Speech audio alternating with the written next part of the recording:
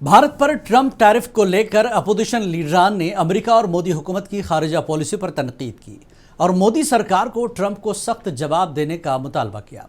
इस सिलसिले में आम आदमी पार्टी सरबराह अरविंद केजरीवाल ने ट्रंप के टैरिफ को जारहाना और नाजायज़ करार दिया और पीएम मोदी की खामोशी पर सवालात उठाए और अमेरिकन गुड्स पर 100% टैरिफ आयद करने का मुतालबा किया।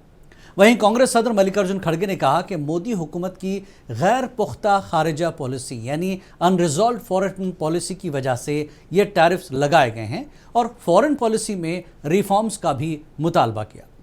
दूसरी जानब समाजवादी पार्टी सदर अखिलेश यादव ने अमेरिकी टैरिफ को लेकर बीजेपी हुकूमत को निशाना बनाते हुए कहा कि मोदी हुकूमत की नाकाम खारिजा और इक़्तिसादी पॉलिसियाँ एक्सपोर्टर्स और मुलाजिमीन और कारीगरों को नुकसान पहुँचा रही है।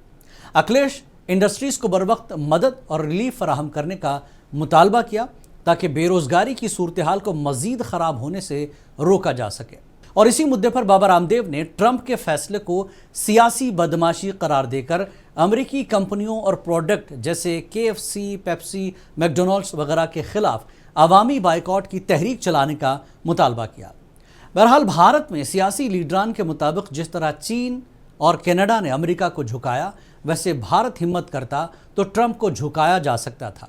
बड़ा सवाल यह है कि इन टैरिफ से भारत की GDP और कितने लोगों की रोज़ी पर असर पड़ रहा है। केजरीवाल के मुताबिक इससे किसान वाकई कितने मुतासर होंगे। इन सवालों के जवाब भारत और अमेरिका के बीच होने वाली टैरिफ को लेकर बातचीत के बाद ही नतीजे निकलेंगे। इसके लिए थोड़ा सा इंतज़ार करना पड़ेगा।